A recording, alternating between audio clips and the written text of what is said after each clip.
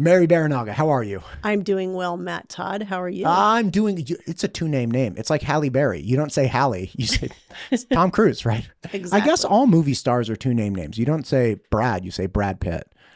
Matt Todd. Anyway, it's fine. Listen, you are the past president of the Idaho Medical Association. You also work with WWAMI to help set up clinical rotations around the state of Idaho. You also worked as a physician up with the Coeur d'Alene tribe up north.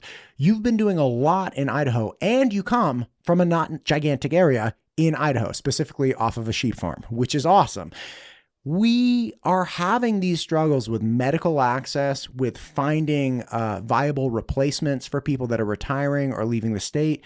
This is a big struggle. One thing that people talk about, though, is whether or not it's even possible to increase medical access, because it seems like such a big monster, such a big beast. It's like, oh, how do we even tackle this? Mm-hmm. But your experience in the Coeur d'Alene area, in the wake of them getting funding through their gaming system, was an incredibly positive experience where they were able to measurably increase access for medical care for the tribe.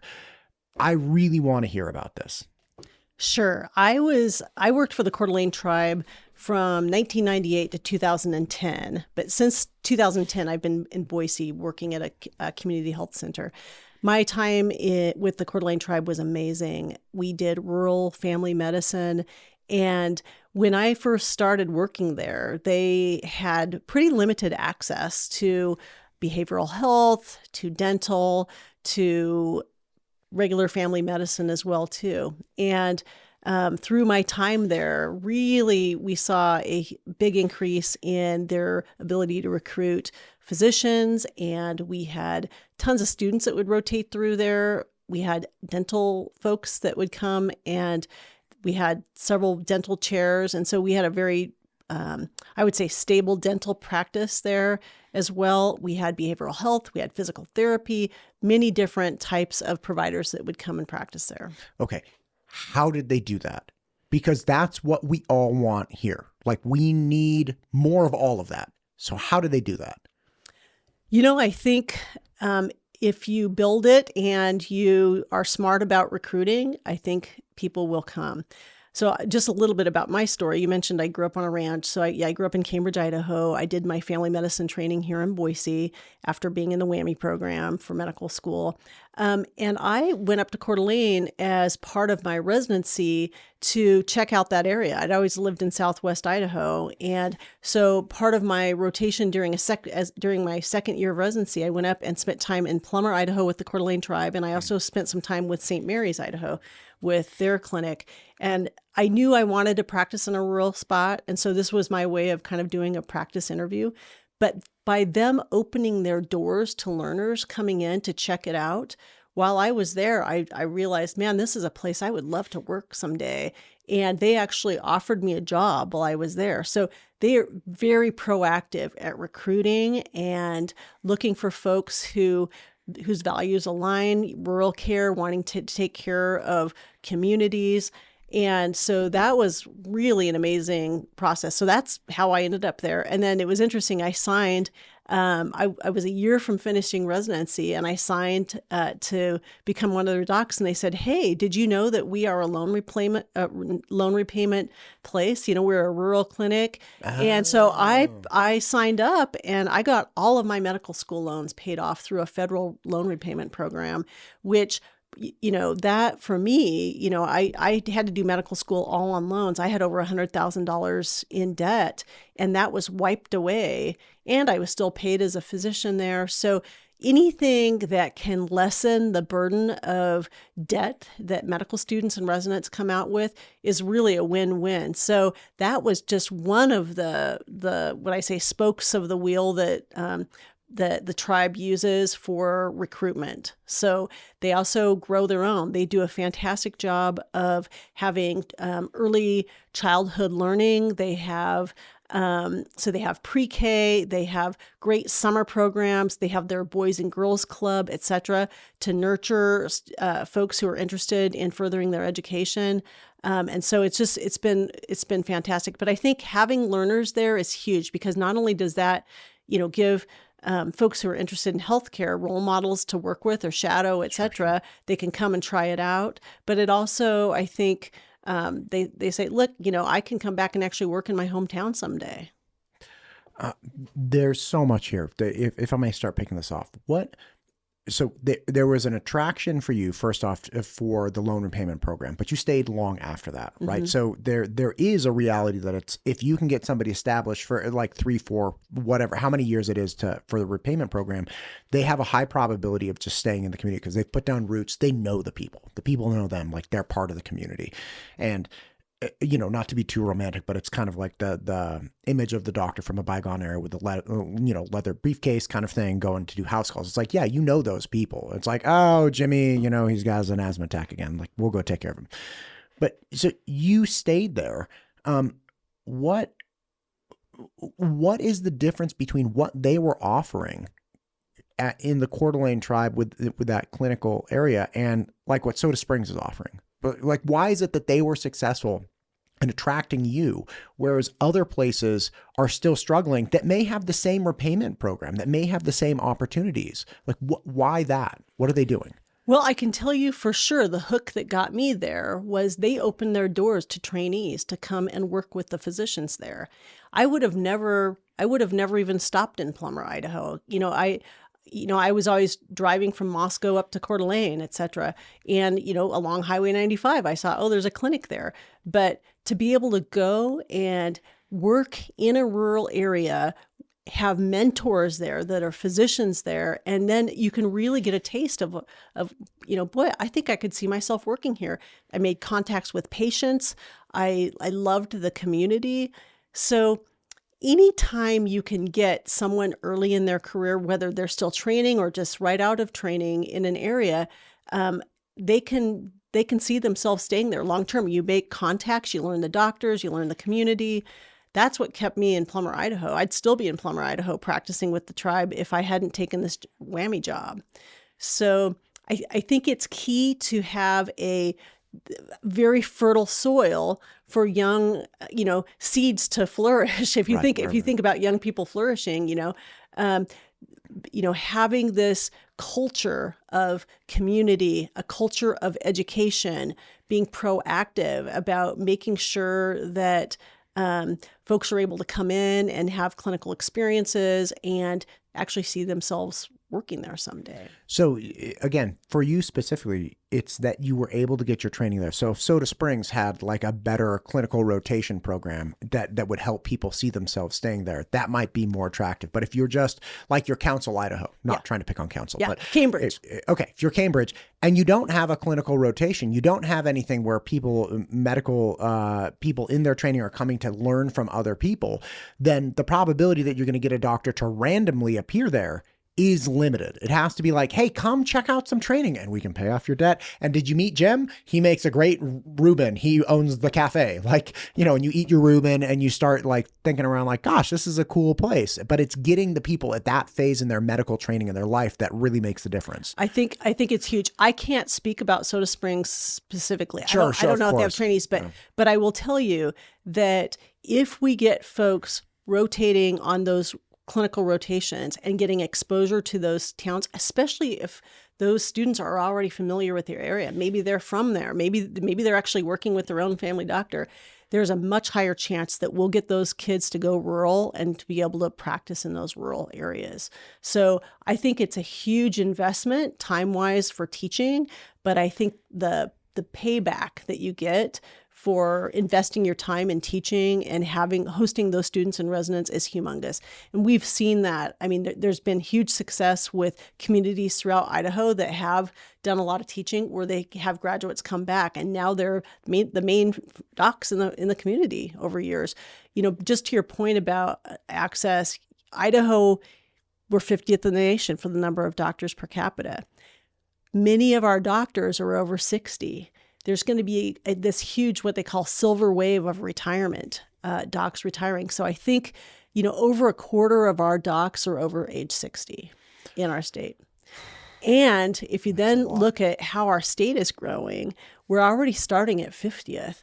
So it's really key for us all to work together to get those folks out in our communities, show them how wonderful it is to live here, and give them role models in Idaho that they can kind of imprint on and then want to stay here and practice. So I think it's key. I think it's really key. We need to get homegrown kids interested in healthcare. We need to nurture them. We need to get them aligned with our programs that we can train them here in our state. We know that if we can train them here, there's a lot higher chance of them staying here, and that includes medical school and residency programs. You have to do a residency after medical school in order to practice medicine. So we have been working hard at the state level to expand the residency options in this state, and those trees are bearing fruit. We are increasing our residents. Right now, the residencies in our state, we have family medicine, internal medicine, psychiatry, and pediatrics. So if somebody goes into a specialty outside of one of those specialties, so say someone wants to become an emergency medicine doctor, they have to leave the state. And then if they leave the state, an OBGYN, they have to leave the state. A surgeon, they have to leave the state. And then wherever they land, they're more likely to stay, which is the game Idaho's playing, which is let's get people for residency because they're likely to stay here. The exact same thing happens out of state. Yes. Like if you go to Kentucky or Washington or wherever for your residency, you're more likely to stay there than come back to Idaho. You're right. 100%, Matt. It's, I think the number is really high. Something like, 70% of folks stay within a 100-mile radius of where they do their residency programs. So that is really key to keeping people here in the state. Can I ask you something? Why don't we have, where is the prominent OBGYN group in let's say the Treasure Valley? And why can't we just go to them? Or let's call them right now. It should be hey man, hey doctor, prominent OBGYN, could you help us set up a residency program? I'm sure somebody's made that call. What's preventing Idaho from having an OBGYN residency program? So it's a really complicated process of setting up a residency. You don't think that, you'd think boy, we have some folks that are interested. First of all, we have OBGYNs that are extremely stressed in this state. We have lost over 20% of our practicing OBGYNs and maternal fetal medicine specialists in the state over the last 3 to 4 years. And so we've got fewer people trying to cover the same and actually increasing population. People are stressed. The other part of it, so not only do you have to have faculty and you have to have a champion who is going to take this on. Right now, our OBs in the state are, kind of drowning because they are up to their ears in trying to provide OB to our state. Because you need some kind of spare time to invest. Oh, absolutely. Right. I can't really invest in the community if I'm barely keeping my head above water. Right. The other thing is it hot in here? I feel like it's hot in here. I'm turning on the AC. Keep going. The funding for residencies, the large majority of it comes from federal dollars through the Centers for Medicaid and Medicare. And back 25 years ago, there was something called the Balanced Budget Act that capped the number of residencies in the United States. They thought that there was going to be a doctor surplus. And so 25 years ago. Yeah. What happened at the end of Clinton's term that they're we're going to have too many dogs? It was called the Balanced Budget Act. And but why? How is that a good idea? Our population's growing. We're not going to have too many doctors. Anyway, whatever. What do I know? Any Balanced Budget Act, Clinton's good idea, guys. So it capped the number of residents in the United States. So what happened is huge bottleneck. All these people graduating from medical school, fewer residencies, and we have not been able to get any movement from Congress to break that dam down. So it's been a huge issue. So Idaho has worked very closely with our state legislature and other stakeholders to try to expand residencies. So there's something called the 10-year plan. You've probably heard of that, but it's a group of stakeholders in the state that came together around 2017-ish and put together this plan with the support of the governor and the State Board of Education to methodically go to the legislature each year for some funding requests. Now, the legislature provides a third of the funding. The other 2/3 come from other places. But it's what I would say, Matt, just bottom line, it's the federal dollars that the lack of federal dollars that are preventing that. You need money to pay faculty. You need, before the residents even come, you've got to have the infrastructure in place. And that includes faculty. You've got to have clinics. You've got to have a curriculum. And so people need protected time to get that all set up. But in medicine, you have to be able to pay your bills. You have to pay, your employees, et cetera, et cetera. And if you're doing all this administrative stuff, you're not getting paid. You get paid to see patients.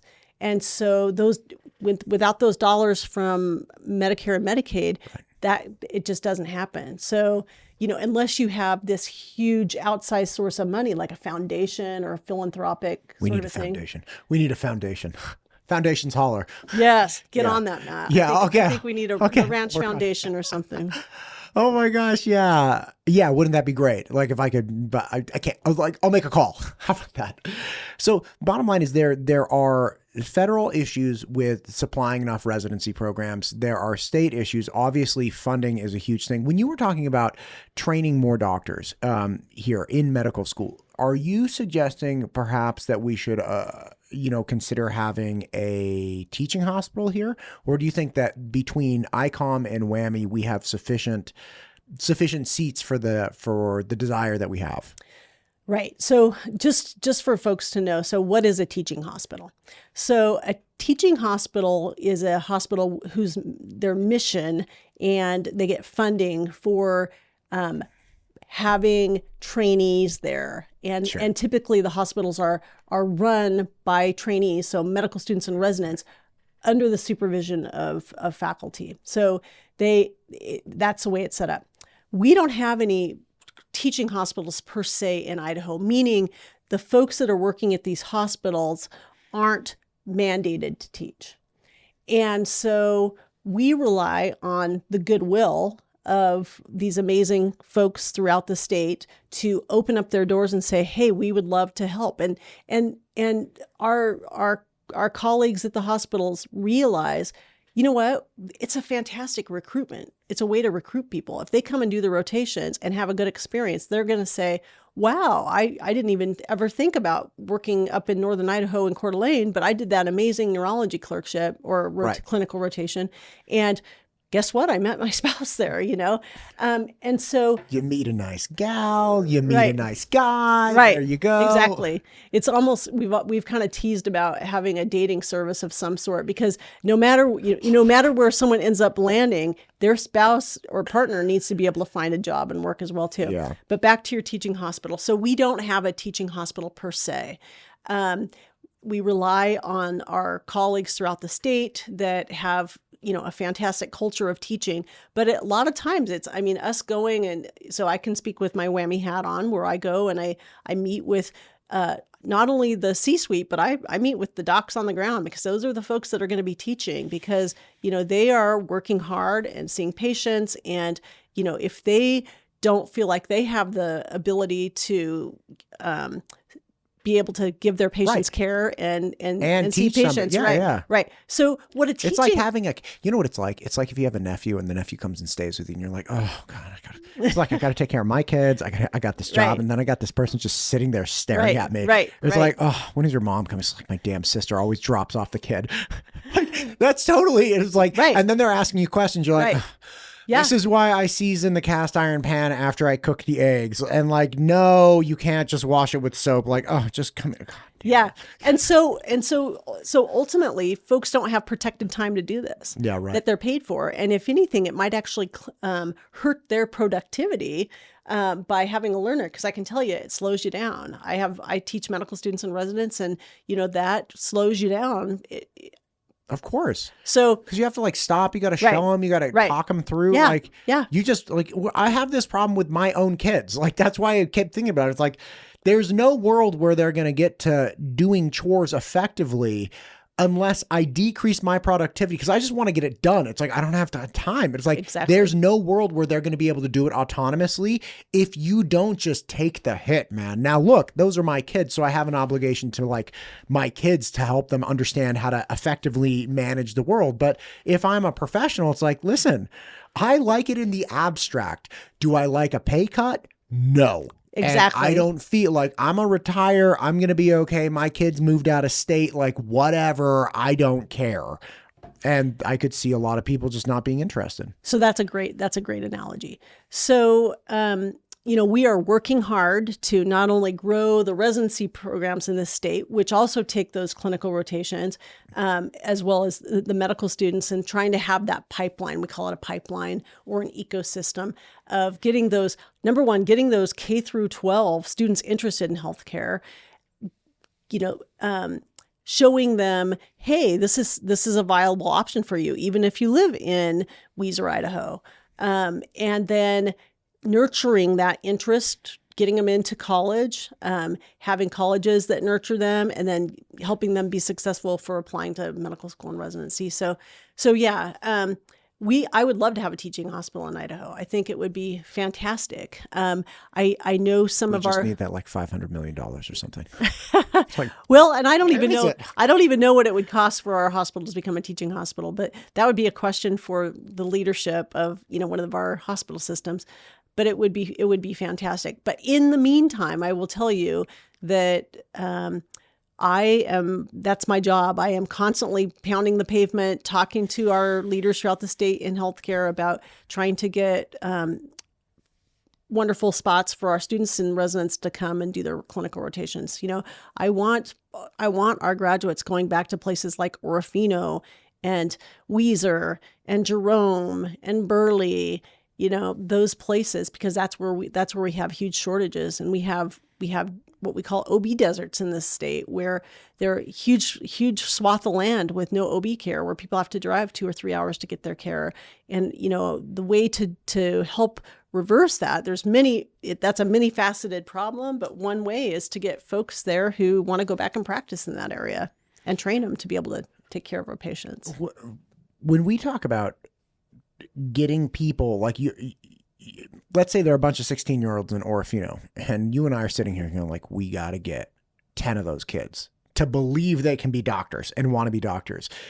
I got educated on this problem in the public school, not medical, but this broader problem with public school, in that people come to the public schools with their pet projects. They're like, hey, we need to catch more human traffickers. And like, the schools can help us do that. Or like, we need to cut down on, drugs, and schools can help us do that. Or we need to do this. We need to do that. We need to engage more civic engagement projects. Oh, and the schools can, because essentially what you realize once you have your pet project is like, gee, if I could get the attention of this system and get this system to participate with all these kids, because they have the kids, all of these good things would happen. So you have this culture that I've realized exists and talked to a lot of people about, where the education system essentially just tolerates these people coming and giving presentations. They listen to them, they're like, and they're just like, they glaze over. They're like, oh my God, here's another one. There we go.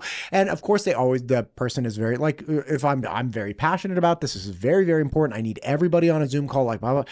And you get everybody and they're like, okay, great. Add that to the cursive writing requirement. Like how are we going to integrate this? Like I understand the sentiment, and this is beyond what our second grade teachers signed up to do, because they signed up to teach second grade and like love on kids and help them learn how to read. They didn't sign up to like help them spot human trafficking, things of that nature, whatever the project is. Nothing bagging on human trafficking. Yeah.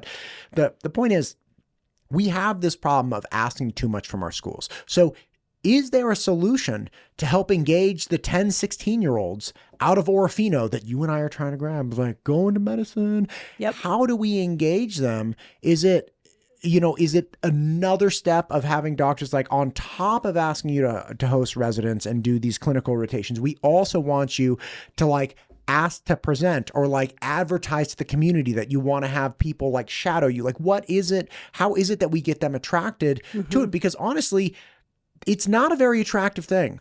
Like, and God bless you for doing it. But to be clear, like I'm a little bit younger than you, but we're pretty similar age. When I was coming through, it's like, this looks crazy. Like my dad's a physician, and seeing the hell he went through and then talking to other people of like, they're dying, it's like years, it takes forever. And the sentiment around doctors, very similar to teachers, the sentiment around doctors is not very high. So it's not like you're going to these rural areas, or excuse me, I shouldn't say that. In Idaho, the probability that you would talk to somebody and they'd be like, doctors are incredible. Like, God bless them. Whatever that probability is, it's less than it was 5 years ago, right? So you have this draining of goodwill towards the medical industry. People aren't viewing it as positively as they used to. People don't necessarily view it as a way to create a sustainable living the same way they used to, because doctors are getting hammered by low Medicaid, or excuse me, low Medicare reimbursement rates and all these other things. Doctors can't afford houses in some areas that have like high retirement. It's like the education system is not that fantastic in this state. Although I don't think it's terrible. It's not one that people look at like, wow, I'm a doctor. Like, I should raise a family in that area because they have a great education program. Even though it's not as bad as people say, it's also not the best, right? We have all of these things. So like, what is it? How do we get the 16-year-olds in Orofino to be like, yeah, this is my best option, instead of them saying, I'm going to be a YouTuber or something? Right.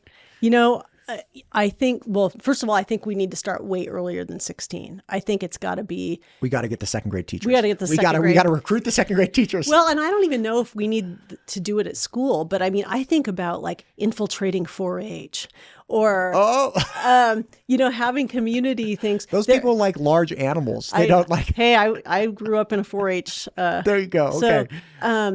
But I think to your point, our teachers are overworked, and I don't think we can rely on that. There are some organizations, and it's interesting. We've seen a ton of medical students come out. There are a few places in Idaho that I can tell you that are rural, and you would never expect, but continuously pump out people that go to medical school. Give me like what?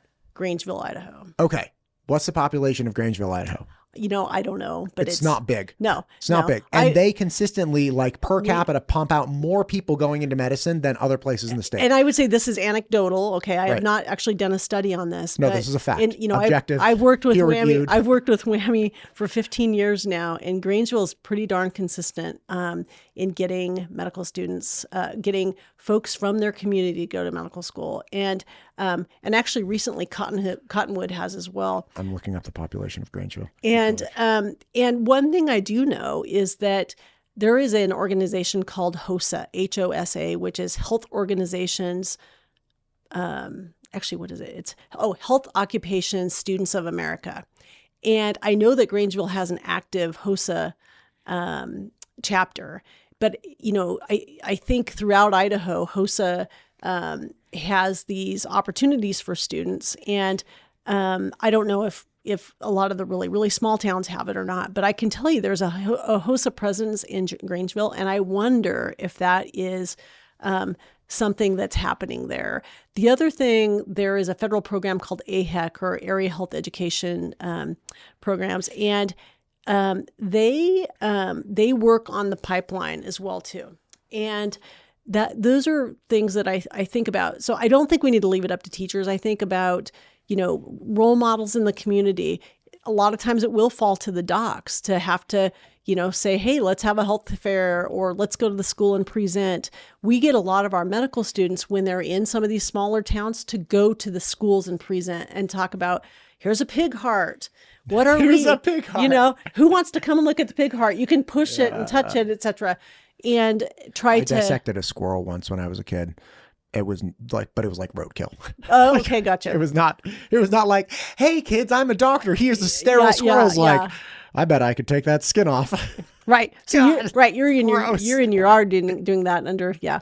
And so, but I mean, by the way, Grangeville's 3,800 people. Okay. So it's a very small, this is a small population, and there's something going on in Grangeville that makes medicine both attractive and attainable in the eyes of young people. Yes. Attractive and attainable. Like, this is it. Mm-hmm. I think about my own, I grew up in Cambridge, Idaho, population 350. I had 18 people in my high school graduating class. There were no doctors in our town. We drove to Weiser, which is about 30 miles away, for our care. But I think about, my plan was not going to go into medicine. If anything, I thought more about veterinary medicine. And it wasn't until college, some of the things I was exposed to in college that kind of made me interested in it. So, but I was definitely fertile ground. So if I would have we didn't have a HOSA chapter in Cambridge, but, I think about like what would have gotten me interested earlier. Because we want those folks. We want those kids from Grangeville and Cottonwood and Burley, et cetera, going into medicine. So I don't know what the magic answer is, but I do think things like, I think about FFA. Could FFA have something in there? Could 4-H? But those kind of programs take money, and they need someone who that's what their focus is on. And so, we've got the HOSAs, we've got the AHECs. AHEC at this point is looking at folks now more in college, trying to get them to go into it. But I think clearly we need to do a better job of getting students interested in it. And I don't know how, to do it, because clearly we haven't. We've seen the numbers of rural applicants to medical school just steadily go down. And we need to find out.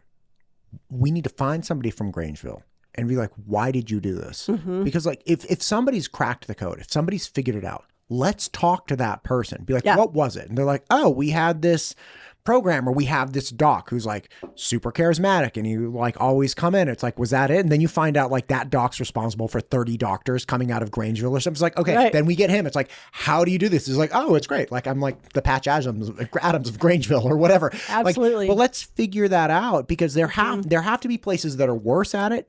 And because of that, there have to be places that are better at it, which was why I was so curious about like, what did Coeur d'Alene do? And it's like, why was that so effective at attracting you and then getting you we need to figure that out. And then in some rudimentary way, systematize, or at least break it down to be like, okay, what we really need at the core of it, we need at least one doctor who's personable between the ages of 35 and 50, that is willing to do like 3 trips a year to each of the high schools or each of the elementary schools, and also do something over the summer with the FFA people. Like if we can get that person, right, that's what it is. And maybe we need multiple people. Somebody does the FFA and somebody does the high school presentations, but that's what we need. And then present this breakdown of like, let's all stop trying to reinvent the wheel. We know high probability this is going to work. Like, can you help us fill one of these Lego pieces in here, like building block, and then just go from there. Like somebody's figured it out. Yeah. And you need to make sure that those folks have protected time to do it, so they're not taking a hit, right? When you're pulled out of the hospital or clinic, you're not getting paid. And the other thing is your patients aren't getting care.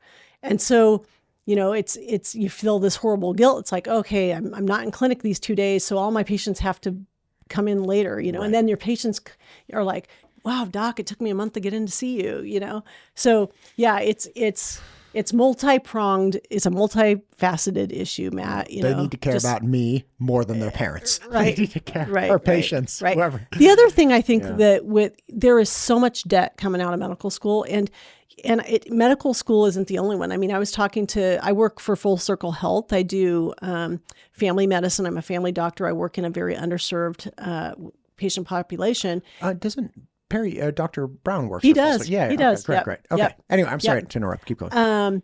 And in talking to one of our medical assistants was telling me she's going to school to get her LPN, and how expensive that was. And she's essentially going to have to take a year off of work, go to school, and how much debt she's going to accumulate just for that 1 year to become an LPN. And I think about our medical students. Many of them come out with $200,000 plus in loans from tuition, housing, their fees, et cetera.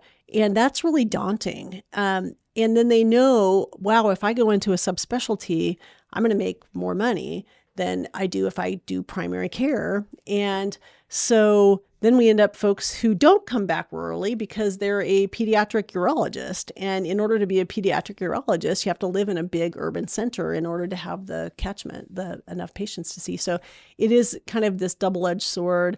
I wish medical school was free. I think that would really level the playing game, or the playing field for students as they are thinking about, wow, should I do this, career path, and in 2 years I'll be making money, or even now I can start making money, or am I going to have this delayed gratification of becoming a doctor, 4 years of medical school, at least 3 years of residency before you're actually, out there practicing. So it's a lot, and I think that is one of the factors that's affecting our rural and underserved students who may not be choosing medicine. Yeah, money is a thing. Mm-hmm. I don't think there's a way that you can escape that. Yeah. I think it's a difficult, because one of the big double-edged swords is, for me, is I 100% understand, like, I did not grow up with money. Like, I had a lot of financial assistance going through college, and I also worked as like a janitor, and like I worked in the tutoring center, and that's how I started my career. But one big thing that I understand that people object to, it's like, okay, look, I understand some kids are going to be deterred by financial stuff. Okay. And like, that's not good. We should have more kids that don't see the financial as a barrier, but we also are training people to engage in one of the highest paying jobs ever, right? That we have in our society. So you're like, okay, I as a blue collar worker, or as like a broke podcaster, I'm going to pay tax dollars to support this person's career choice that will then lead to them making like $500,000. And I'm not saying every doctor makes that, but that's kind of the sentiment, right? Because nobody's supporting me, right? And I'm never going to make that much money. And this takes a lot of time and it's a lot of effort. So